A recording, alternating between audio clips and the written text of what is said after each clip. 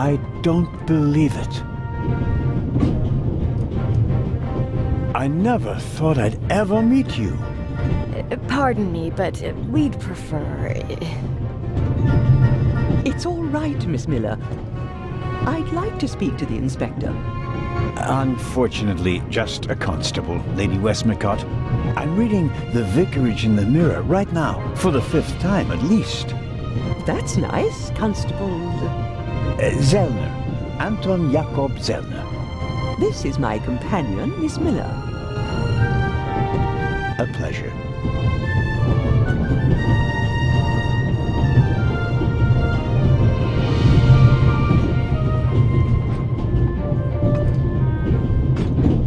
As a writer, you must be very observant, am I right? I mean, you have to study the behavior of people around you to create the characters in your novels, don't you? I solved the mystery of human nature a long time ago, Mr. Zellner. Since then, most people just bore me. Really?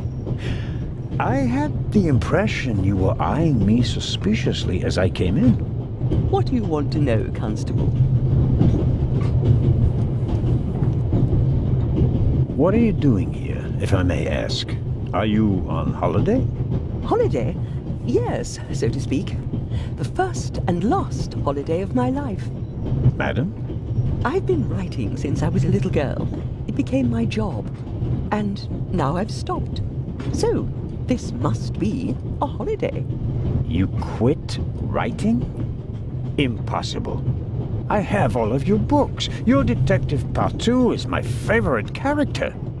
Then I have bad news for you. I killed the old wretch off years ago. I don't understand. I'd rather not discuss my work, Constable. Oh, well, fine. Are you traveling to Istanbul, Lady Westmacott? No, we are on our way to Venice. From there, we will take a ship to Cairo. As you may know, I have a penchant for archaeology. I fund a few excavations in Egypt. I traveled to Egypt by ship as a young woman, and now I'm doing it again as an old woman. I see. About the other passengers, did you notice the man who just walked into the next carriage with a cup of tea? I did. He seemed nervous. He was waiting at the bar for the steward, and since the steward never appeared, he elected to help himself. He took 2 biscuits. He seems pretty young, but he's already a professor at the British Museum. Interesting. I'll have to talk to him later. Just out of courtesy, of course. Of course. Did you notice the blonde man with the violin case? I certainly did. He introduced himself and tried to make a good impression. People like him are drawn to wealth and fame, like moths to a flame. But his charms failed on you. I know him by name. David Kreutzer. He was a drain on my friend's purse. Do you think he has a money problem? People like him always have a money problem. No matter how much you give them, they always spend twice as much and complain that they have far too little. Did you notice anyone else? What about the doctor? I notice that you've asked me about everyone, except for the inspector who went in the direction of the freight car a few minutes ago. Isn't that the Frenchman who made his name when he caught the raven? I wouldn't quite say caught. Well, shot. Why don't you ask me about him and my theory about what he's doing here? I don't think we should discuss Inspector Legrand's investigation in public. Legrand, right. That was his name.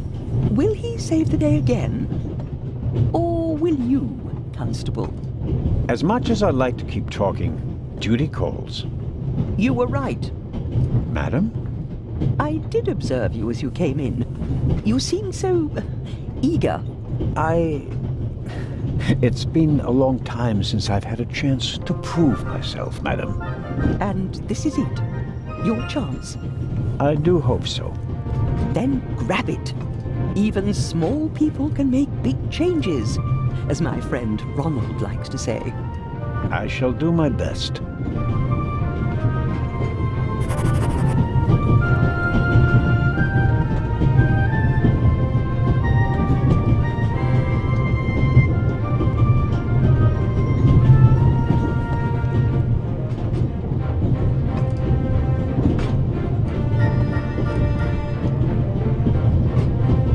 I suppose the steward won't object to me having a look around in his absence. The pad on which the steward writes orders. Empty. Maybe he didn't use it because there's not much to do today. Butterscotch. I've loved them since I was a child. Their only drawback, they don't play nice with false teeth.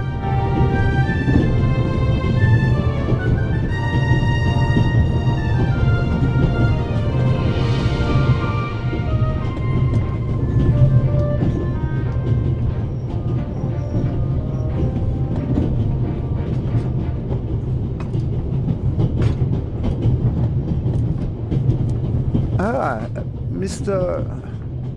Zellner. Right. How can I help you? Tell me, did you notice anything suspicious here on the train or in Zurich? You mean, except for the fact that my suitcase was stolen on the platform? No.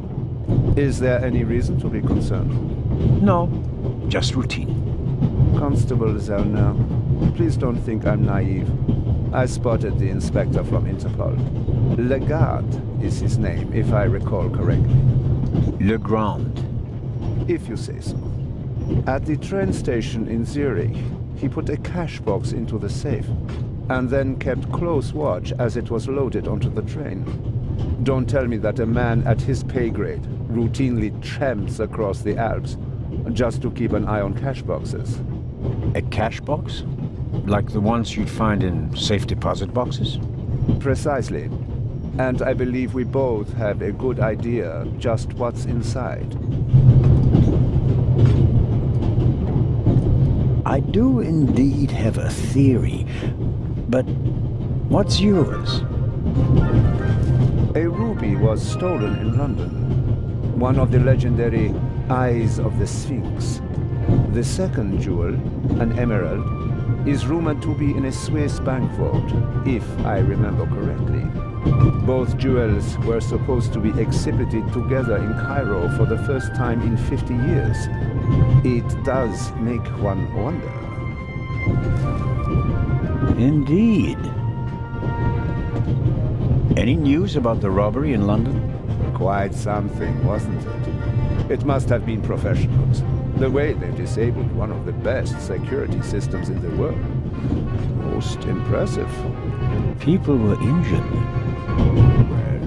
Well, one cannot execute a robbery of that scale without collateral damage. It seems like the Raven has finally found a worthy successor. We can look forward to new and spectacular coups. I'm afraid I won't enjoy his exploits this time around if the new Raven is so reckless. That's your prerogative. May I borrow your newspaper? You can take the section with the article on the burglary. You're interested in that bit, aren't you? You caught me out. Here you go. Dankeschön. There's something else. Do you know where the conductor is? I'd like to know that myself. I told him to search for my missing suitcase in Zurich. He hasn't got back to me yet. He's probably in cahoots with the thieves and didn't bother getting back on the train. If we don't crack down on vermin like them, the rabble will rule the world one day. Well, at the moment, we still don't know what really happened. He is not here doing his job. That's bad enough. Auf Wiedersehen, Dr. Gebhardt.